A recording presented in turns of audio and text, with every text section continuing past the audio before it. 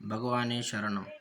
ஜாதகத்துல கல்யாணத்துக்கு ஒரு ஆம்பள தெரிஞ்சுக்கணும்னா, அந்த ஆம்பளோட ஜாதகத்துக்கு காரகன் யாருன்னு பார்த்தீங்கன்னா, எல்லா ஜாதகத்துக்கும் காரகன் ஆண் ஜாதகத்துக்கு சுக்கிரன். அதே மாதிரி பெண் ஜாதகத்துக்கு காரகன் பிரஹஸ்பதி, குரு பகவான். இந்த குரு பகவான் எப்படி பிளேஸ்மெண்ட் ஆயிருக்காரு, அத வச்சு பெண்ண பத்தி நம்ப கணிச்சு சொல்லலாம். அதே மாதிரி ஆண் கிரகம் எப்படி பிளேஸ்மெண்ட் ஆயிருக்கு, அந்த முழுமையான ஆண் கிரகம்ன்றது பிரஹஸ்பதி. அதே மாதிரி பெண்ணுக்கு சுக்கிரன் எப்படி பிளேஸ்மெண்ட் ஆயிருக்காரு. இது 2த்தையும் ரொம்ப உன்னிப்பா, ரொம்ப டீப்பா அனலைஸ் பண்ணக்கூடிய விஷயம். அதே நேரத்தில கலத்திர ஸ்தானத்தையும் ரொம்ப பார்க்கணும்.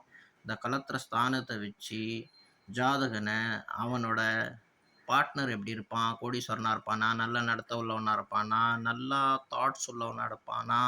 என்னென்ன விஷயங்கள்லாம் நன்மை தருவான் அந்த ஜாதகனுக்கு, இவன் என்ன புண்ணியம் பண்ணிட்டு வந்திருக்கான், இது எல்லாமே கணிச்சு சொல்லலாம்.